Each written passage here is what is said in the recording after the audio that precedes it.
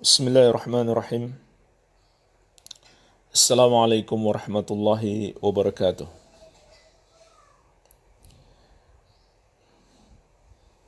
Alhamdulillahi rabbil alamin. Wabihi nasta'inu ala umurid dunya wad din. Wassalatu wassalamu ala asyrafil anbiya'i wal mursalin. Nabiyina Muhammadin wa ala alihi wa sahabatihi ajma'in. ومن تبعهم بإحسان إلى يوم الدين أما بعد فإخواني في الدين وأخواتي في الله kaum muslimin wal muslimat yang saya cintai dan saya muliakan, rahimani wa rahimakumullah. Semoga Allah subhanahu wa ta'ala senantiasa mencurahkan rahmatnya kepada kita sekalian. InsyaAllah ta'ala pada kesempatan yang baik ini kita akan membahas tentang keutamaan puasa Ramadan, rukunnya dan syarat wajibnya. Maka ketahuilah, puasa Ramadan adalah amalan yang sangat agung yang Allah perintahkan kepada kita dengan panggilan keimanan. Sebagaimana dalam surat Al-Baqarah ayat 183 Allah Azza wa Jalla berfirman, Ya ayyuhalladzina amanu kutiba alaikumus siyam kama kutiba alal ladzina min qablikum la'allakum tattaqun. Wahai orang-orang yang beriman, diwajibkan atas kalian berpuasa sebagaimana telah diwajibkan atas orang-orang sebelum kalian, agar kalian bertakwa. Maka Allah menyuruh kita berpuasa dengan panggilan keimanan. Wahai orang-orang yang beriman. Menunjukkan kepada kita tentang keagungan ibadah puasa. Ibadahnya orang-orang yang beriman. Karena memang berpuasa itu tidak mudah. Kita harus bersabar, menahan diri dari semua pembatal-pembatal puasa. Mulai dari terbit fajar atau waktu subuh sampai terbenam matahari atau waktu maghrib. Ini bukan hal yang mudah, perlu kesabaran. Maka Allah memanggil kita dengan panggilan keimanan. Siapa yang merasa dirinya beriman, hendaklah dia memenuhi panggilan ini untuk melakukan ibadah puasa Ramadan. Kemudian dalam hadis yang diriwayatkan Al-Bukhari dan Muslim dari Abu Hurairah radhiyallahu anhu, Rasulullah sallallahu alaihi wasallam bersabda, "Man shama Ramadana imanan wa ihtisaban, ghufira lahu ma taqaddama min dzambih." Barang siapa berpuasa Ramadan karena iman dan mengharapkan pahala, maka akan diampuni dosa-dosanya yang telah lalu. Jadi jemaah sekalian, hadis yang mulia ini menjelaskan kepada kita di antara keutamaan puasa Ramadan adalah diampunkannya dosa-dosa kita. Tapi harus dengan syarat. Syaratnya apa? Imanan wahtisaban. Karena iman dan mengharapkan pahala. Iman itu maknanya kita mengimani semua yang Allah wajibkan untuk diimani. Termasuk mengimani kewajiban puasa Ramadan. Wahtisaban dan mengharapkan pahala. Maksudnya kita ikhlas dalam melakukan puasa ini semata-mata mengharapkan balasan dari Allah Tabaraka wa Ta'ala. Itulah yang dimaksud dengan ikhlas. Semata-mata kita harapkan balasan dari Allah Tabaraka wa Ta'ala. Baik. Apa yang akan kita dapatkan? Kata Nabi sallallahu alaihi wasallam, ampunan Allah. Subhanallah jemaah sekalian. Inilah yang sangat kita butuhkan dalam hidup ini. Ampunan Allah Tabaraka wa Ta'ala. Yang dengannya kita bisa masuk ke dalam surga. Kita tidak akan bisa masuk surga hanya dengan mengandalkan amalan kita. Tetapi kita butuh ampunan Allah. Kalau hanya mengandalkan amalan kita, tidak mungkin kita bisa masuk surga. Amalan kita sedikit, Bahkan mungkin dosa kita jauh lebih banyak daripada amalan kita. Dan amalan kita yang sedikit itu pun belum tentu diterima oleh Allah, belum tentu berkualitas. Maka kita butuh ampunan Allah tabaraka wa ta'ala. Dan dalam hadis yang diriwayatkan Imam Al-Baihaqi dari Anas bin Malik radhiyallahu anhu, Rasulullah sallallahu alaihi wasallam bersabda, "Thalathu da'awatin la turat." Ada 3 doa yang tidak akan ditolak. Da'watul walid, yang pertama doa orang tua untuk anak. Wa da'watus shaim, yang kedua doanya orang yang berpuasa. Wa da'watul musafir, yang ketiga doanya musafir. Jadi hadis ini menunjukkan doa orang yang puasa itu mustajab. Maka jemaah sekalian, ketika kita sedang berpuasa, termasuk yang disunahkan adalah kita memperbanyak doa. Karena Rasulullah SAW mengabarkan bahwa doa orang yang berpuasa tidak akan ditolak oleh Allah Subhanahu wa ta'ala. Maka ini diantara keutamaan puasa. Dan jemaah sekalian, masih banyak lagi keutamaan puasa, namun kita cukupkan. Semoga menjadi motivasi bagi kita untuk lebih semangat dalam berpuasa. Kemudian pembahasan yang kedua tentang rukun puasa.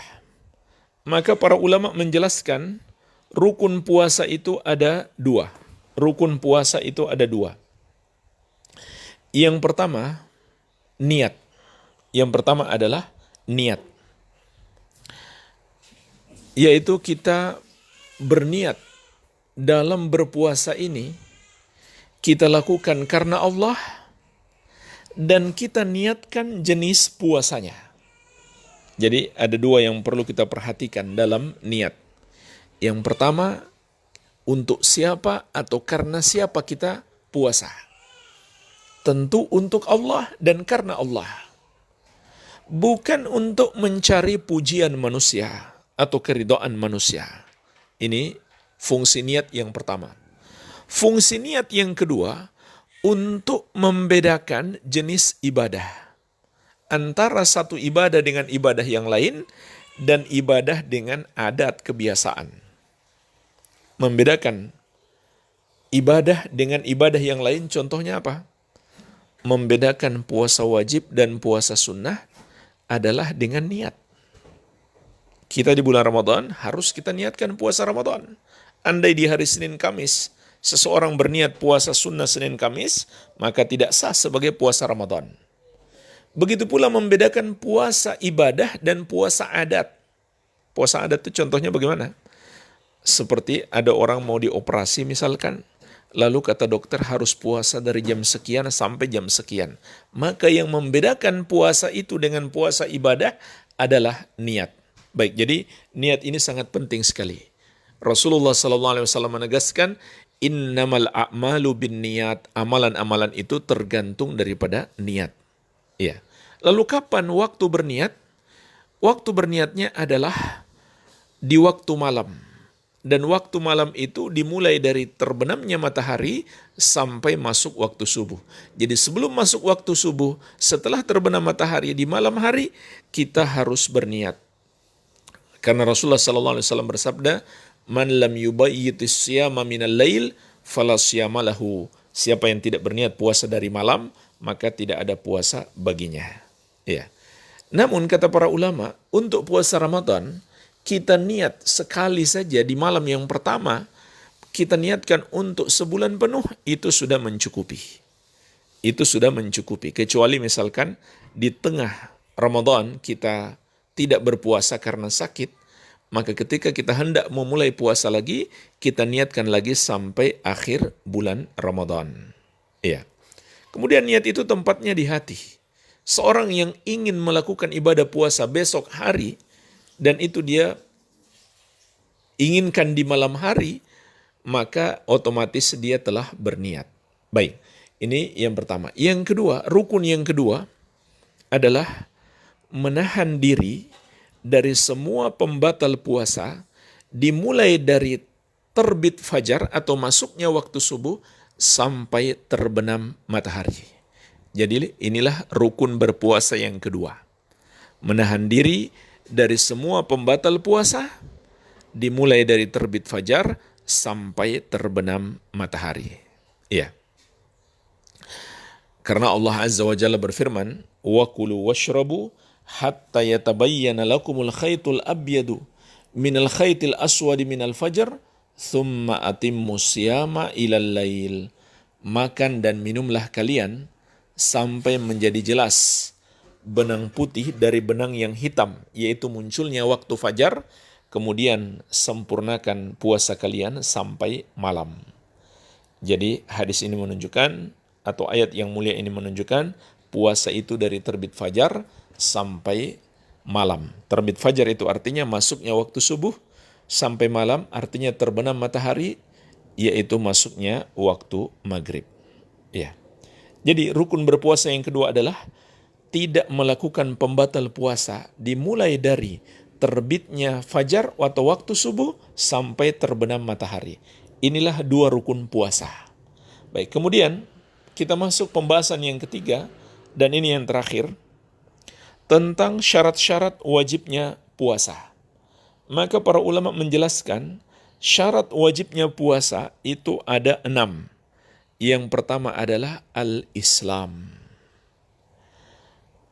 Orang yang wajib puasa adalah seorang muslim, bukan orang yang kafir kepada Allah. Kenapa jemaah sekalian? Karena orang yang kafir kepada Allah, amalannya tidak diterima oleh Allah. Sebagaimana Allah tegaskan dalam surat At-Taubah ayat ke-54.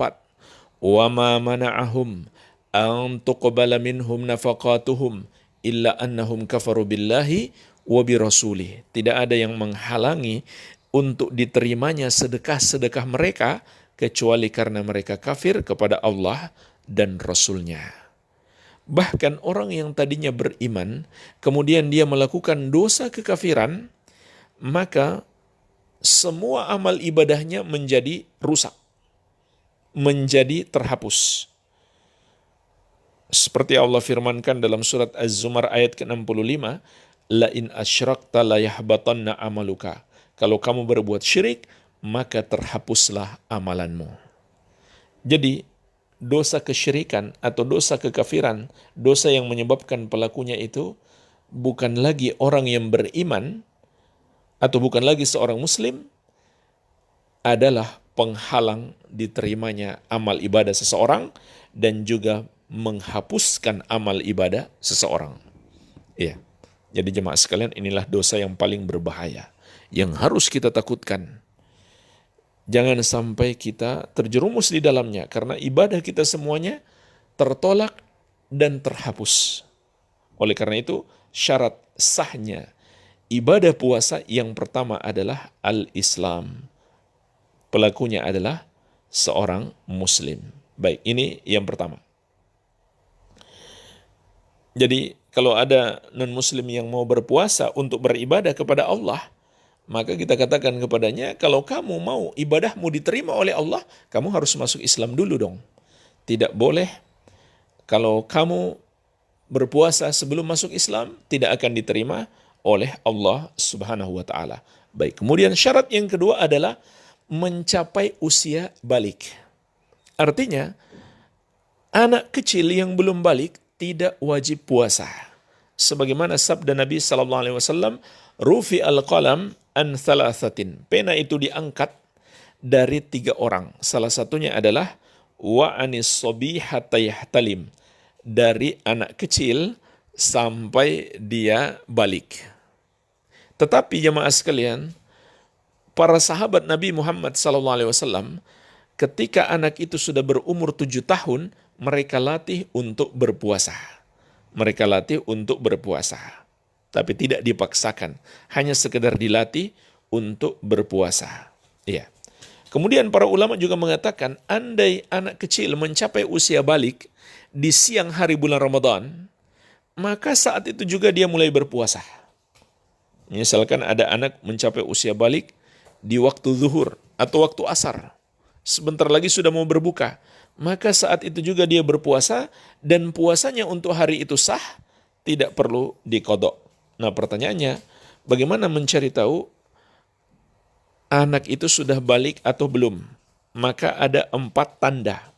Ada 4 tanda yang bisa kita lihat pada anak dan kita bisa hukumi dia sudah balik, ya, atau kita anggap dia sudah balik. Yang pertama adalah keluar air mani. Ketika tidur mimpi basah atau ketika syahwat saat sedang terjaga. Yang kedua, mencapai 15 tahun, mencapai umur 15 tahun. Maka berarti dia sudah balik. Yang ketiga, tumbuh bulu kemaluan. Tumbuh bulu kemaluan. Walaupun belum mencapai 15 tahun, maka dia sudah balik. Yang keempat, syarat tambahan bagi anak perempuan sudah haid, maka dia sudah balik. Hanya saja wanita haid tentu tidak diwajibkan berpuasa karena ada penghalang, yaitu haid. Sebagaimana akan kita sebutkan di bagian akhir. Dan anak yang haid ini, dia harus mengqadha puasanya setelah bulan Ramadan. Baik, ini syarat yang kedua, mencapai usia balik. Syarat yang ketiga, berakal. Sebagaimana hadis yang sama tadi, Nabi SAW mengatakan, pena diangkat dari 3 orang. Salah satunya adalah wa'anil majnun hatta ya'qil. Dan dari orang gila atau orang yang tidak berakal sampai dia berakal. Maka hadis ini menunjukkan orang yang hilang akal atau orang gila tidak memenuhi syarat wajib puasa. Dan juga diserupakan dengan itu, orang tua yang sudah pikun, yang sudah kehilangan akal juga, maka dia tidak diwajibkan untuk berpuasa. Baik. Kemudian syarat yang keempat adalah al-qudratu, mampu melakukannya. Artinya yang tidak mampu tidak wajib puasa. Pertanyaannya, siapa orang yang tidak mampu puasa tersebut? Ada 2 kategori orang yang tidak mampu puasa. Yang pertama, tidak mampu selama-lamanya. Tidak mampu selama-lamanya. Siapa mereka? Ada 2 golongan. Golongan yang pertama, orang tua yang sudah tidak sanggup puasa. Yang kedua, orang sakit yang sudah sulit diharapkan kesembuhannya. Maka mereka tidak wajib berpuasa, tetapi harus membayar fidyah, yaitu memberi makan setiap 1 hari puasa kepada 1 orang miskin sebesar 1,5 kilogram beras, atau dalam hadis ukurannya adalah setengah sok.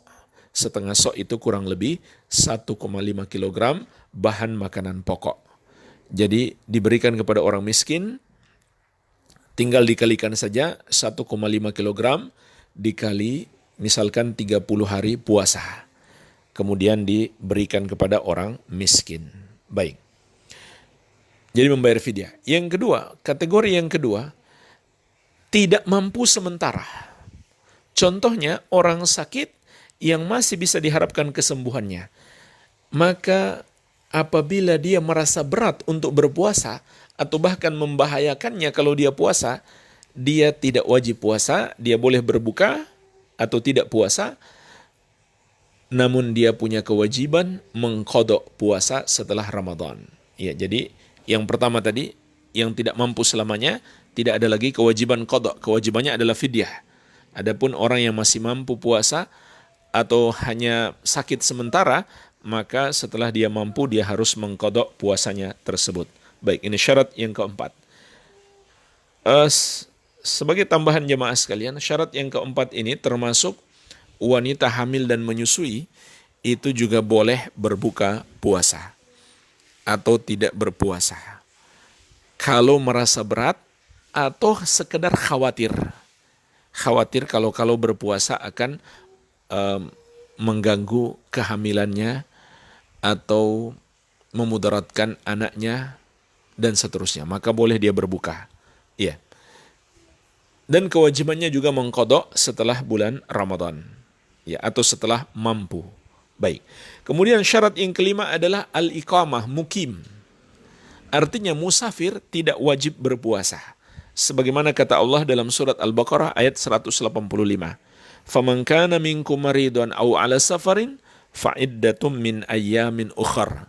siapa di antara kalian yang sakit atau sedang melakukan safar, kemudian dia berbuka, maka hendaklah diganti di hari-hari yang lain. Jadi ayat ini menunjukkan musafir tidak wajib puasa.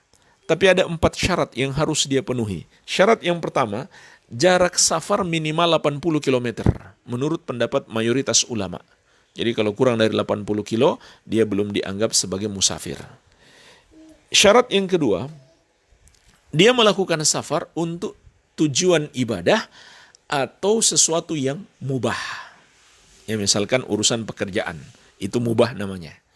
Tapi kalau dia melakukan safar untuk berbuat dosa, maka dia tidak berhak mendapatkan keringanan boleh berbuka puasa. Baik. Syarat yang ketiga, dia melakukan safar bukan untuk tipu daya terhadap syariat. Maksudnya gimana? Ya, misalkan ada orang yang tidak ingin puasa, lalu dia bilang, ya sudah kita safar saja supaya dapat keringanan boleh berbuka. Nah ini kan untuk melakukan tipu daya. Sebenarnya dia nggak punya keperluan safar. Tujuannya cuma supaya dia bisa berbuka puasa. Maka ini tidak boleh. Malah dosanya menjadi lebih besar. Kemudian yang keempat, bolehnya berbuka puasa bagi musafir kalau dia sudah siap berangkat. Jadi kalau masih di rumahnya, belum bersiap berangkat, belum siap-siap di depan rumahnya, maka belum boleh berbuka. Ya. Kalau sudah di depan rumah, sudah siap berangkat, barulah boleh berbuka puasa. Ya, jadi nggak boleh seseorang itu karena mau puasa besok, maka malamnya dia sudah nggak niat puasa, nggak sahur. Tidak boleh. Harus tetap dia niat puasa, harus dia sahur. Kalau dia sudah berada di depan rumah, sudah siap berangkat, barulah dia boleh membatalkan puasanya. Ya. Tapi kalau musafir berpuasa, juga puasanya sah. Puasanya sah, tidak masalah. Bahkan lebih afdal berpuasa kalau tidak merasa berat. Lebih afdal dia berpuasa kalau tidak merasa berat. Ya. Inilah syarat yang kelima. Kita masuk syarat yang terakhir. Ini bagian yang terakhir, yang keenam. Bagi jemaah yang punya pertanyaan, silahkan bisa dituliskan di kolom komentar. Baik. Kemudian yang keenam, yang terakhir, tidak ada penghalang. Maksudnya tidak haid dan nifas. Jadi syarat yang keenam ini khusus bagi wanita. Khusus bagi wanita. Yaitu tidak memiliki penghalang. Tidak sedang haid atau nifas. Ya. Karena Rasulullah SAW bersabda, "Alaisa idza hadat lam tusalli wa lam tasum." Bukankah wanita itu kalau sedang haid dia tidak sholat dan tidak puasa? Jadi ini menunjukkan wanita haid dan dikiaskan kepadanya wanita nifas, hukumnya sama. Tidak boleh melakukan sholat dan puasa. Andai mereka sholat dan puasa, maka tidak sah. Iya.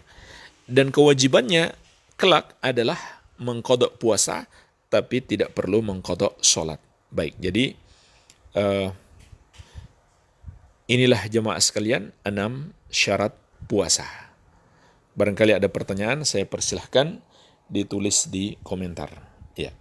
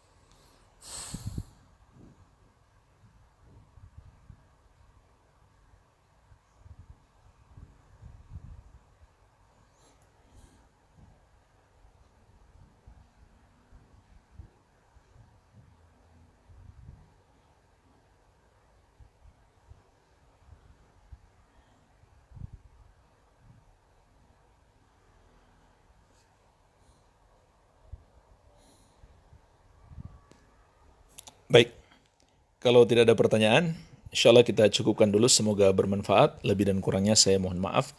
Wabillahi taufik. Subhanakallahumma bihamdik. Asyhadu an la ilaha illa anta astaghfiruka wa atubu ilaik. Wa sallallahu ala nabiyyina Muhammadin wa alihi wasallam. Walhamdulillahi rabbil alamin. Wassalamualaikum warahmatullahi wabarakatuh.